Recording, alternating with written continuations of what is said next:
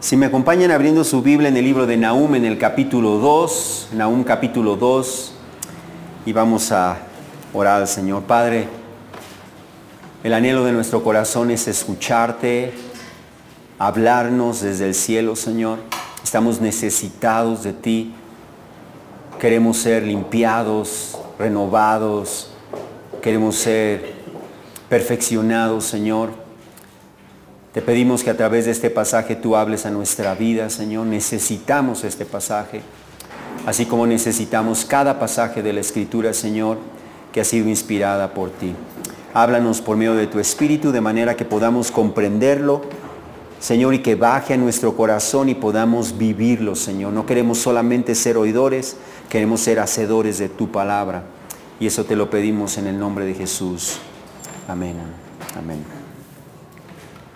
Pues estamos en el segundo libro, en el segundo capítulo del libro de Nahum, y es interesante y a la misma vez es curioso, intrigante, que el Señor dedique todo un libro de 3 capítulos a hablar de la destrucción de una nación pagana. Él pudo simplemente haber dicho en una frase que Nínive sería destruida y que sería arrasada por un ejército que él mismo enviaría hasta sus puertas. Pero el Señor no hizo eso. En lugar de hacer eso, el Señor decidió contarnos con lujo de detalles la llegada del ejército destructor, el intento desesperado e inútil del rey asirio y sus oficiales por defender la ciudad de Nínive, el corazón mismo del imperio asirio, y la derrota total y definitiva de esta ciudad. Ahora bien, para entender el propósito del Señor con este libro, debemos tener en mente que su mensaje no estaba dirigido a Siria, no estaba dirigido a Nínive, era acerca de Nínive, pero el Señor no mandó este mensaje a comunicarlo directamente en la ciudad de Nínive.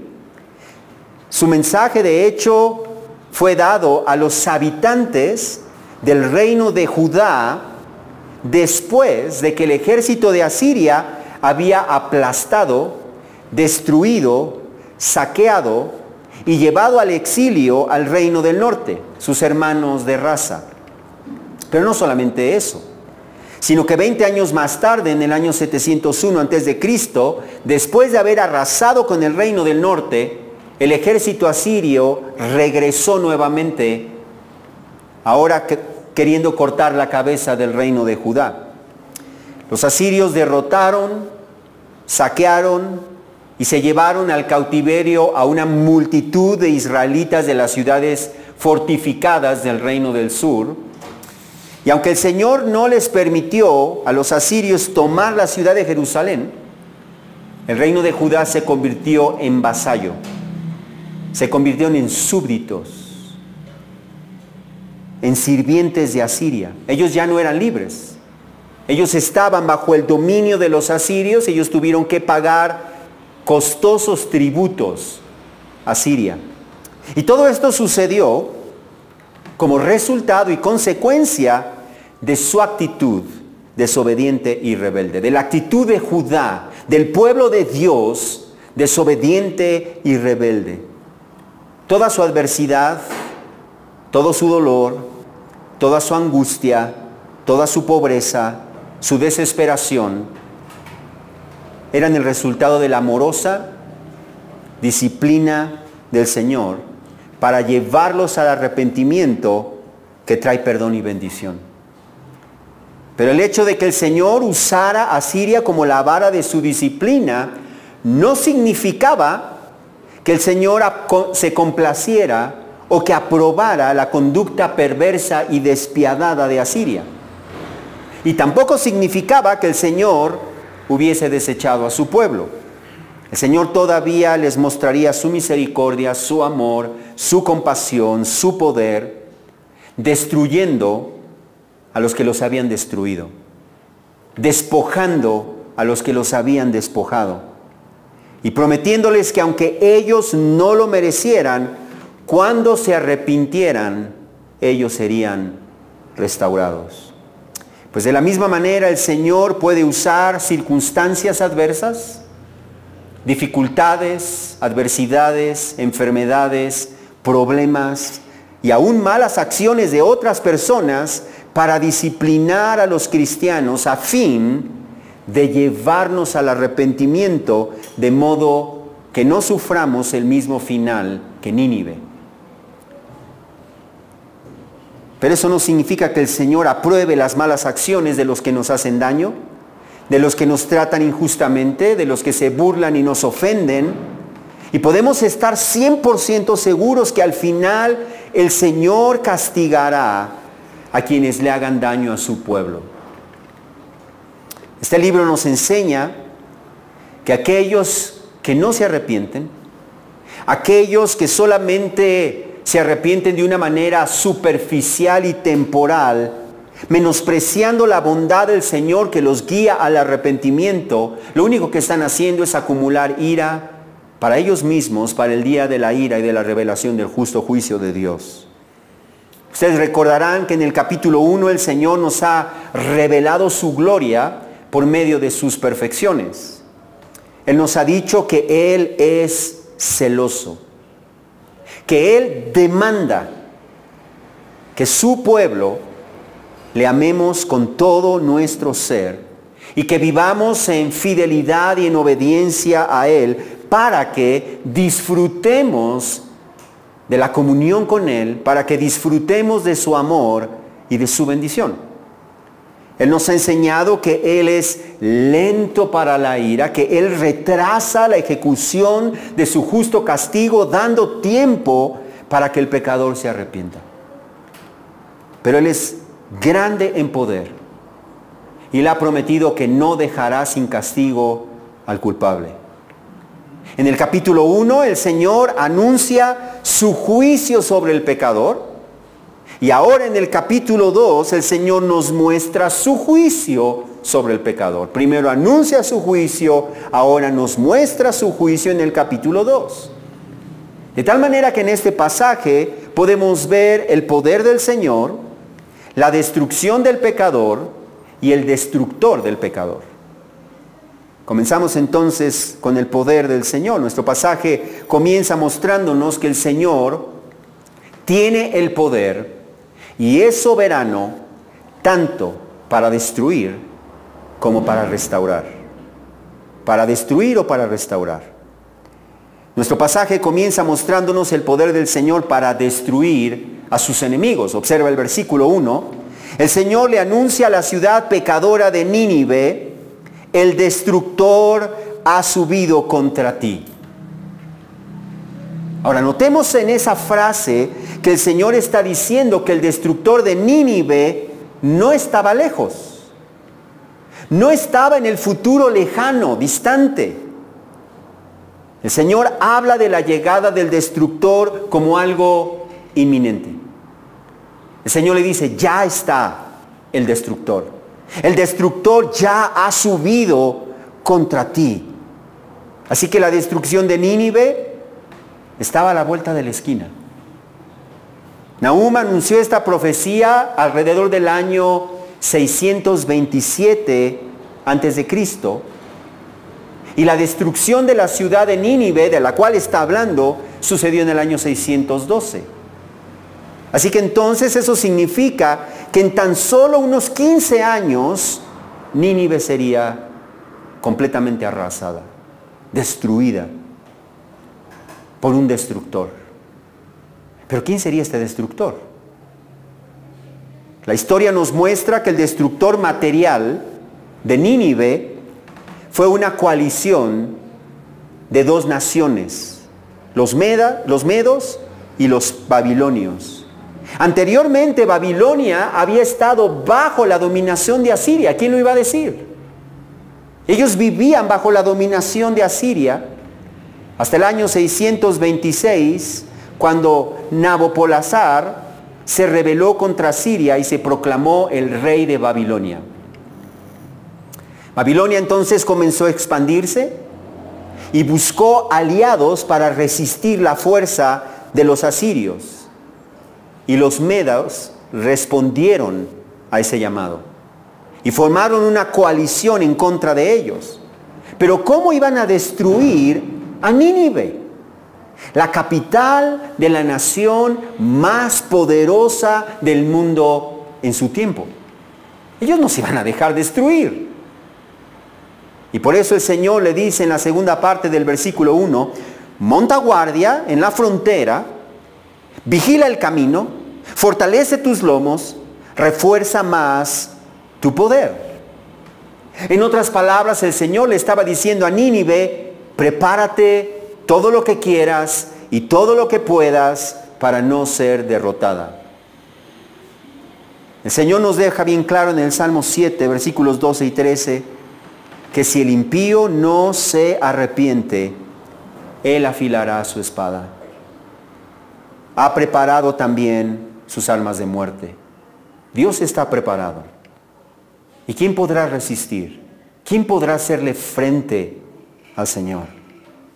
El Señor tiene el poder para destruirle. Dice, prepárate todo lo que quieras, todo lo que puedas, fortalece tus lomos, refuerza tu poder, vigila el camino, pon guardia en la fortaleza. No importa qué es lo que tú hagas. Pero el Señor también tiene el poder para restaurar. Observa lo que el Señor dice en versículo 2.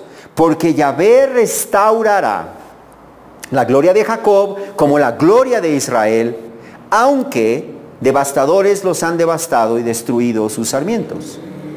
Ahora bien, la palabra porque une lo que acaba de decir con lo que va a decir a continuación.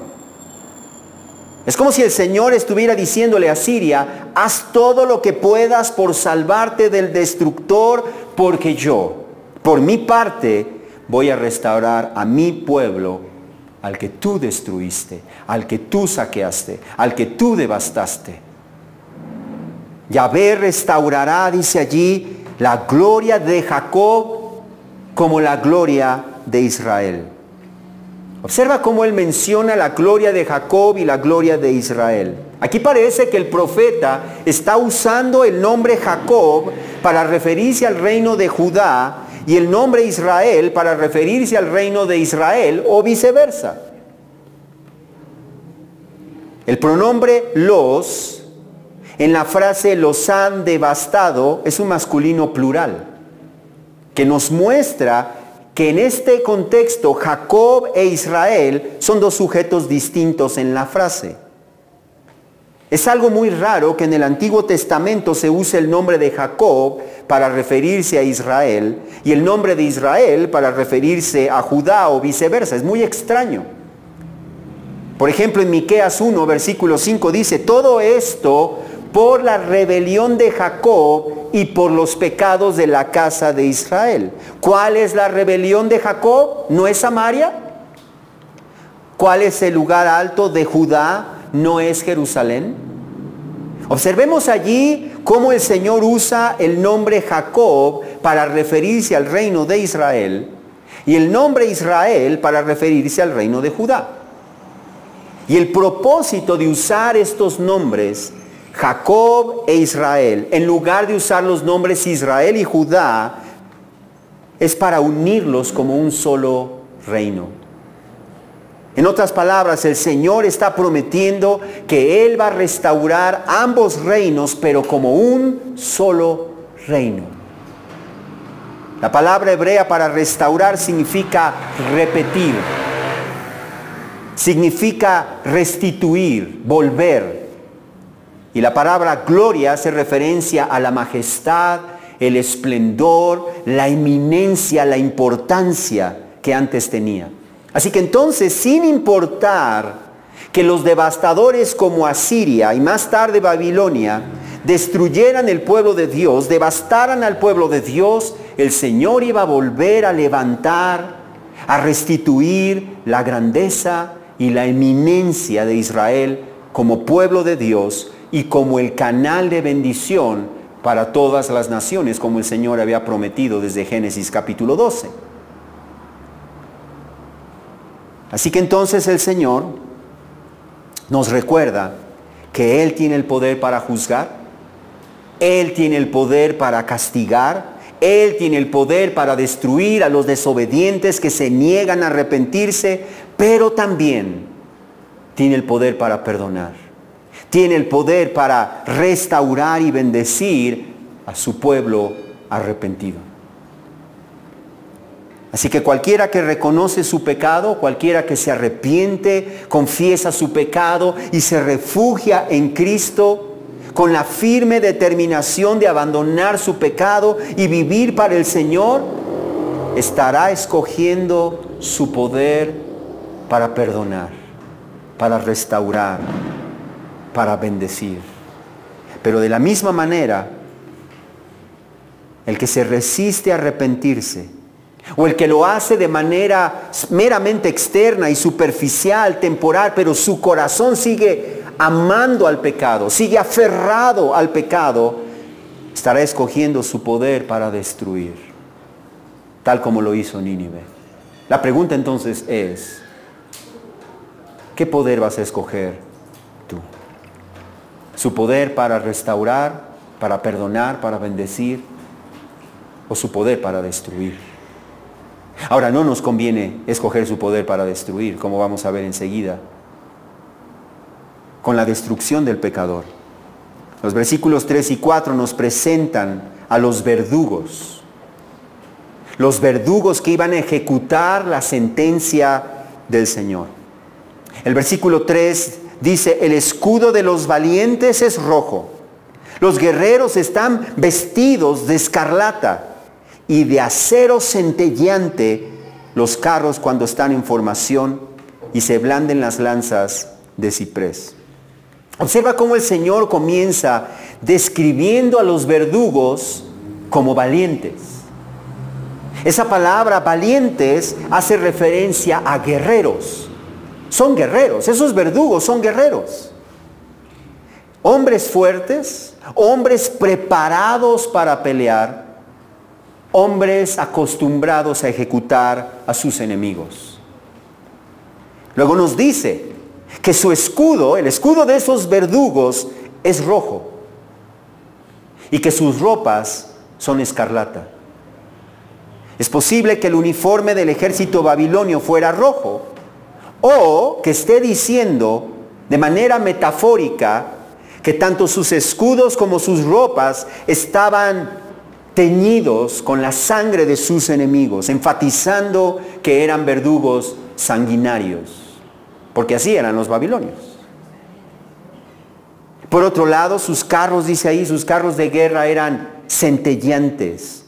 La Nueva Traducción Viviente dice que eran deslumbrantes. La Nueva Versión Internacional dice que el metal de sus carros brillaba como fuego. Y concluye diciendo que este ejército agita sus lanzas de ciprés. Si tú has visto una película en donde agitan sus lanzas, es una manera de mostrar que están ansiosos por entrar en la batalla, por ejecutar a sus enemigos. Así son estos verdugos.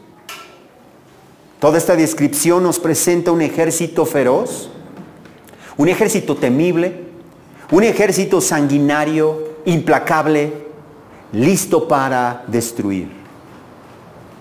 El versículo 4 añade que por las calles corren furiosos los carros, se precipitan por las plazas. Su aspecto es semejante a antorchas, como relámpagos se lanzan. Esa palabra furiosos literalmente significa como locos.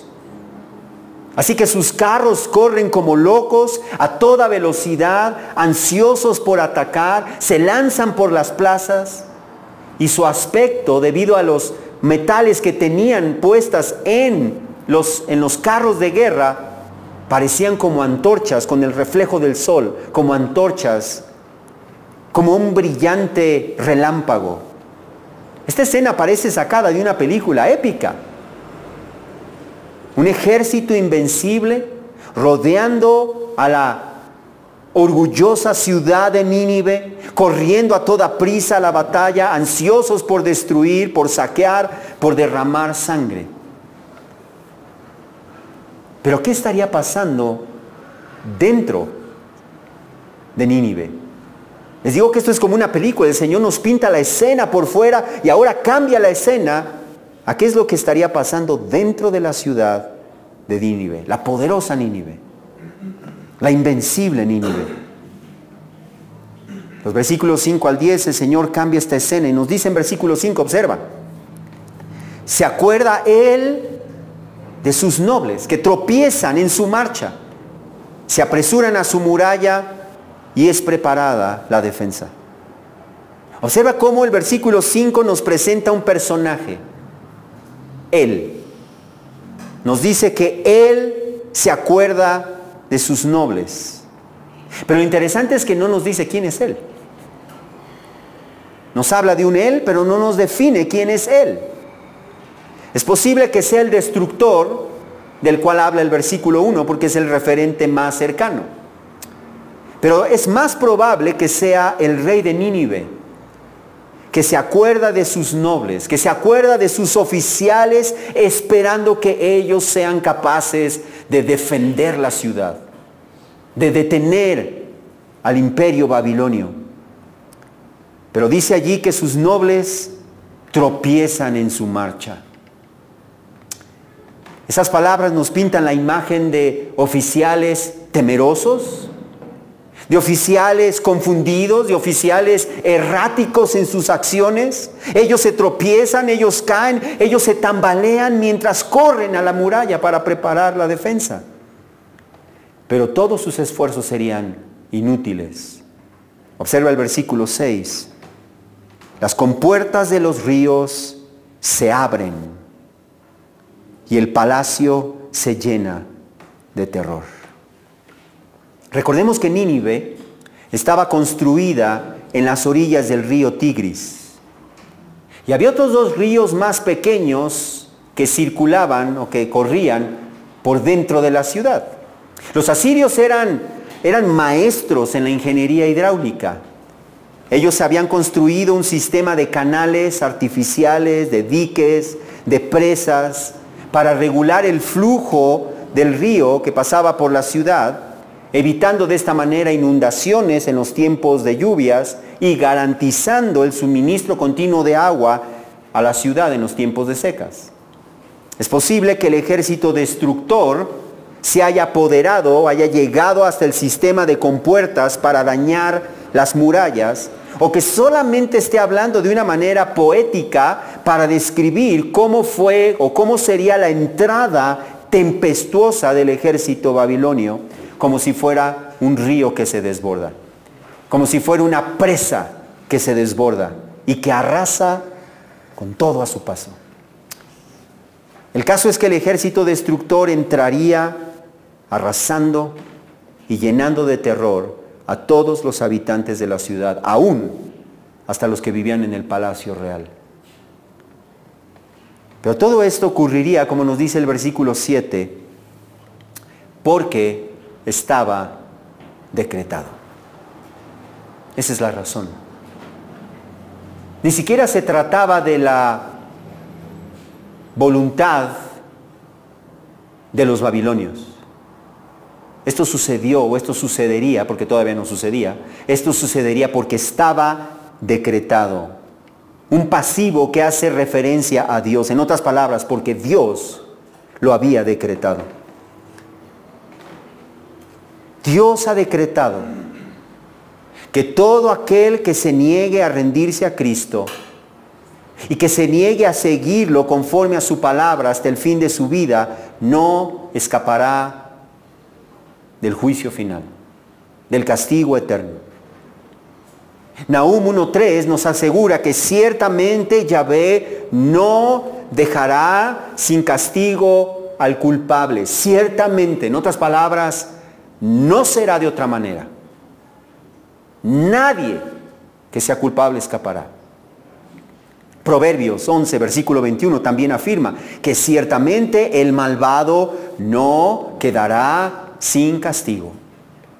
Y en el Nuevo Testamento el apóstol Pedro en su segunda carta en capítulo 2 versículo 9 nos recuerda que el Señor sabe reservar a los injustos bajo castigo para el día del juicio. No escaparán.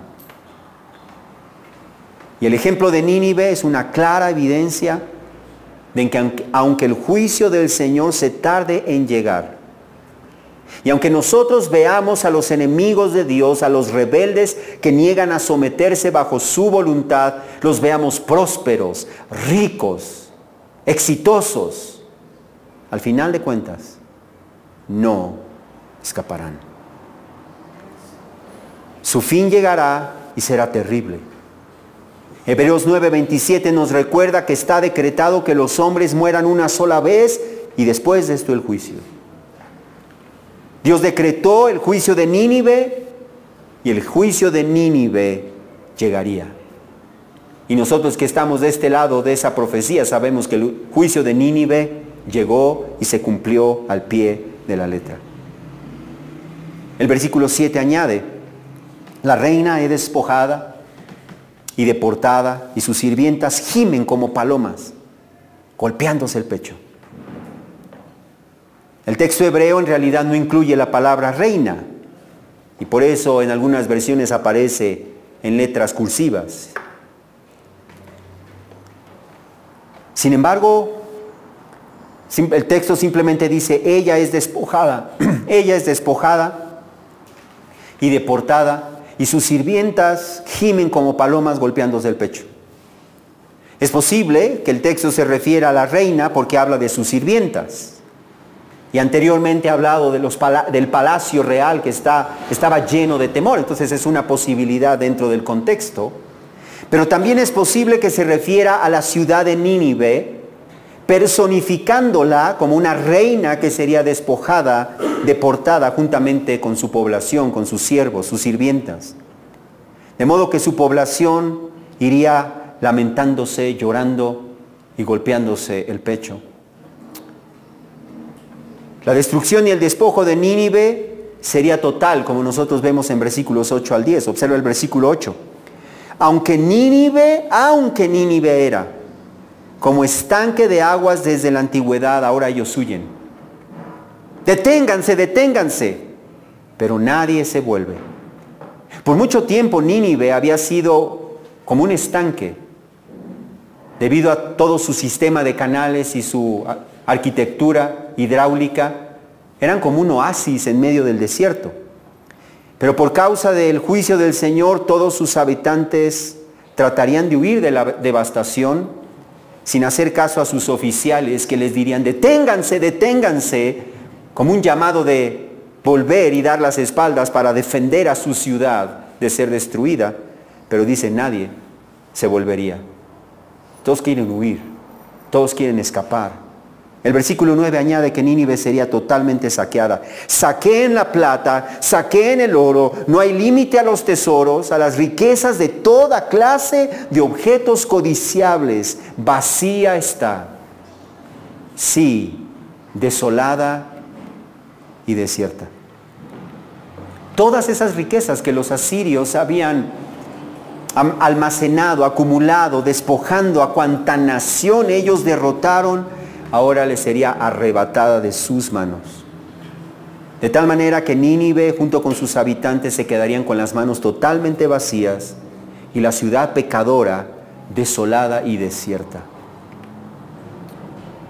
¿Cuántas personas hoy en día confían en sus riquezas, pensando que sus riquezas son su ciudad fortificada y una muralla alrededor? Son intocables.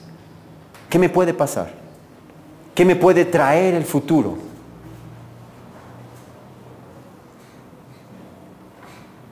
Su fortuna es su ciudad fortificada, como una muralla en su imaginación. Se les olvida que nada hemos traído a este mundo y sin duda nada podemos sacar de él. Se les olvida que de nada sirven las riquezas en el día de la ira. Cuando llegue el día de la ira, como dice el versículo 10, los corazones se derriten y las rodillas tiemblan. Hay también angustia en todo el cuerpo y los rostros de todos han palidecido. Ese va a ser el escenario del juicio. Rodillas temblando, corazones desfallecidos de terror, rostros palidecidos. Nahum 1:6 nos recuerda que en la presencia de su indignación, ¿quién resistirá? ¿Quién se mantendrá en pie ante el ardor de su ira? Cuando su furor se derrama como fuego y las rocas se despedazan ante él. Y en el Nuevo Testamento nos dice lo mismo, en Romanos capítulo 2, versículos 6 y versículos 8 y 9, reafirman que Dios pagará a cada uno conforme a sus obras. A los que son ambiciosos y no obedecen a la verdad, sino que obedecen a la injusticia, les pagará con ira e indignación. Habrá tribulación y angustia para toda alma humana que hace lo malo. Versículos 11 y 12 nos muestran cuál será el resultado final de todos aquellos que se rebelen contra el Señor. Observa versículos 11 y 12 de nuestro pasaje. ¿Dónde está la guardia de los leones? ¿Y el lugar donde comen los leoncillos? ¿Donde andaba el león, la leona y su cachorro sin que nada los asustara? El león desgarraba lo suficiente para sus cachorros, mataba para sus leonas y llenaba de presa sus cuevas y de carne desgarrada sus guaridas. Allí está presentando una imagen de los reyes. Está presentando la imagen del rey de Asiria. La historia nos presenta que los reyes de Asiria a menudo se comparaban con leones. Ellos se atribuían títulos como león o el león poderoso para expresar su fuerza, su valentía y la capacidad que ellos tenían para devorar a sus enemigos. De hecho, el rey Asurbanipal se describía a sí mismo como el que pisotea a sus enemigos como un león furioso. Pero sin importar la fama, el poder, el éxito, las riquezas o la extraordinaria grandeza que logre un pecador, al final no servirá de nada. Al final será despojado de todo. Nínive era la guarida de los leones. El rey, la reina, sus hijos andaban sin que nadie los asustara. El rey asirio como león desgarraba lo suficiente para sus cachorros, mataba para sus presas, para sus leonas, llenaba de presas sus cuevas, de carne desgarrada sus guaridas, pero todo eso le sería quitado en un instante bajo el juicio de Dios.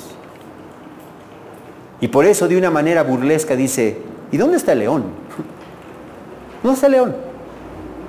¿Dónde su leona y sus cachorros? ¿Dónde está todo eso? ¿Dónde quedó su seguridad? ¿Dónde quedó su riqueza, su grandeza, su fama, su esplendor? Todo eso les será quitado a los pecadores en el día de su muerte. Y lo único que recibirán será terror, sufrimiento, llanto y crujir de dientes. En aquel día, todos los que se negaron a creer en Cristo, que se aferraron a sus pecados, estando en agonía en el infierno, gritarán como el rico de la parábola en Lucas capítulo 16, versículo 24. Ten misericordia de mí, pues estoy en agonía en esta llama. Pero no habrá salida, no habrá descanso. El versículo 25 de nuestro pasaje nos dice que el mismo pasaje, nos dice en versículo 25, ahí en Lucas 16, nos dice que la respuesta que recibirán será: recuerda que durante tu vida recibiste tus bienes, pero ahora tú estás en agonía. Quienes piensan que el infierno está en el sufrimiento de esta vida, no entienden que esta vida será lo mejor que los pecadores no arrepentidos vivirán. Finalmente, como ya hemos visto, los medos y los babilonios fueron los autores materiales de la destrucción de Nínive. Pero ellos solamente fueron el instrumento del verdadero destructor. ¿Quién sería el destructor de los asirios? ¿Quién sería el destructor de Nínive? Eso nos trae a nuestra tercera sección en versículo 13. El versículo 13 claramente dice: aquí estoy, contra ti, declara Yahvé de los ejércitos. No hay nada más temible que esas palabras en toda la Escritura. He aquí yo estoy contra ti, declara Yahvé de los ejércitos.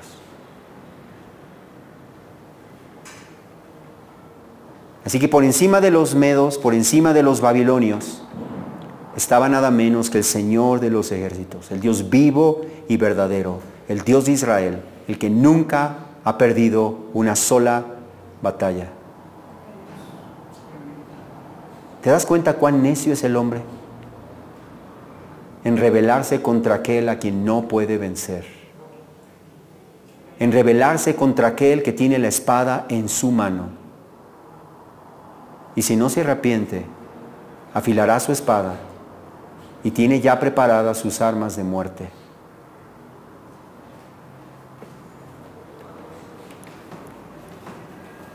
Eso nos muestra que Dios es enemigo de los pecadores. Él está contra los pecadores.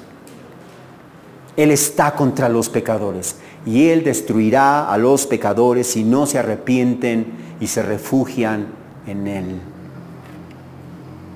El Salmo 5, versículos 4 al 6 nos dice: tú no eres un Dios que se complace en la maldad, el mal no mora contigo, los que se ensalzan no estarán delante de tus ojos. Aborreces a todos los que hacen iniquidad, destruyes a los que hablan falsedad. Yahvé aborrece al hombre sanguinario y engañador. Santiago 4:4 también nos dice: oh almas adúlteras, ¿no saben ustedes que la amistad del mundo es enemistad hacia Dios? Por tanto, el que quiere ser amigo del mundo se constituye enemigo de Dios. No quiere ser enemigo de Dios. El pasaje concluye con el Señor hablando a Nínive, la ciudad pecadora, diciendo: quemaré y reduciré a polvo tus carros. Fíjate cómo habla a un nivel personal. No dice Babilonia lo va a hacer. Dice: yo lo voy a hacer. Quemaré y reduciré a humo tus carros. La espada devorará tus leoncillos. Arrancaré de la tierra tu presa y no se oirá más la voz de tus mensajeros. Y Dios promete hacer lo mismo con todo pecador que se aferra a sus malos caminos. En lugar de arrepentirse, confesar su pecado, soltar su pecado y clamar bajo la misericordia de Dios, clamar por la misericordia de Dios en Cristo. Jesús dijo que debemos temer a Dios, porque Él tiene el poder para hacer perecer tanto el alma como el cuerpo en el infierno. Y en las palabras del apóstol Pablo en Romanos 8, versículos 12 al 14, nos advierte: hermanos, somos deudores, no a la carne. Porque si ustedes viven, para vivir conforme a la carne, porque si ustedes, está hablándole a la iglesia, porque si ustedes viven conforme a la carne, habrán de morir. Pero si por el Espíritu hacen morir las obras de la carne, vivirán. Porque todos los que son guiados por el Espíritu de Dios, los tales son hijos de Dios. Hoy en día, todo el mundo dice que todos somos hijos de Dios. Pero Dios dice que los hijos de Dios son aquellos que son guiados por el Espíritu de Dios. Y aquellos que son guiados por el Espíritu de Dios no vivirán conforme a la carne. Si alguien dice: yo soy un hijo de Dios, pero vive conforme a la carne, satisfaciendo los deseos de su carne y de su mente, y piensa, un cristiano no puede perder su salvación. Yo le diría: amén, pero eso no aplica para ti, porque tú no eres un hijo de Dios. Porque si tú vives para tu carne, lo único que recibirás de tu carne es destrucción, es condenación. Por lo tanto, dice, no debemos vivir para la carne. Al contrario, debemos vivir por el Espíritu, guiados por el Espíritu. Esa es la manera en que vive un cristiano. Es cierto, para el cristiano ya no hay condenación, pero el cristiano no se aferrará a su pecado. El cristiano no amará el pecado. El cristiano no hará del pecado su estilo de vida. Al contrario, el cristiano se lamenta cada vez que peca y corre al trono de la gracia y suelta allí su pecado porque no quiere eso en su vida. Y clama al Señor: Señor, arranca esto de mí y límpiame de mi maldad. Haz lo que tengas que hacer, pero no quiero esto en mi vida. Por tanto, hermanos, no apapachemos el pecado, no nos aferremos al pecado, no hagamos del pecado un estilo de vida, no escondamos nuestro pecado. Es mejor arrepentirnos, es mejor venirnos a aquel que se complace en mostrar misericordia, que no desecha el corazón contrito y humillado, sino que es amplio en perdonar. Aquel que ha prometido que si nosotros nos arrepentimos y confesamos nuestro pecado, Él es justo y fiel para perdonar nuestro pecado y para limpiarnos de toda maldad. O de otra manera, si amamos el pecado y si practicamos el pecado y si hacemos del pecado nuestro estilo de vida, ten por seguro que nuestro final será el mismo de Nínive. Sin importar cuánto nos preparemos, cuánto nos defendamos, nuestro final será destrucción eterna. Vamos a orar. Padre, gracias, Señor, porque a través de este libro, Señor, tú nos animas. Tú nos animas, Señor, de que aquellos que le hacen daño a tu pueblo, aquellos que se rebelan contra ti, aquellos, Señor, altaneros que piensan que no te necesitan y que ellos están bien como están, al final de cuentas, Señor, serán humillados hasta el polvo. Señor, pero tú vas a restaurar a tu pueblo. Después de disciplinarlo, tú lo vas a restaurar. Y te damos gracias por eso, Señor, porque sabemos que en tu amor tú nos disciplinas para llevarnos al arrepentimiento de manera que no nos perdamos con el mundo. Gracias. Gracias, Señor. Queremos ser prontos para arrepentirnos de cualquier pecado. No queremos que nada nos ensucie y que nada estorbe nuestra comunión contigo, Señor. Ayúdanos a ser prontos para arrepentirnos. Ayúdanos a abandonar nuestro pecado, Señor, a verlo como tú lo ves, como realmente es. Ayúdanos a refugiarnos bajo tus alas, Señor. Te lo pedimos en el nombre de Jesús, de manera que podamos disfrutar de tu perdón, de tu bendición, de tu restauración. Te lo pedimos en el nombre de Jesús, Señor. Amén.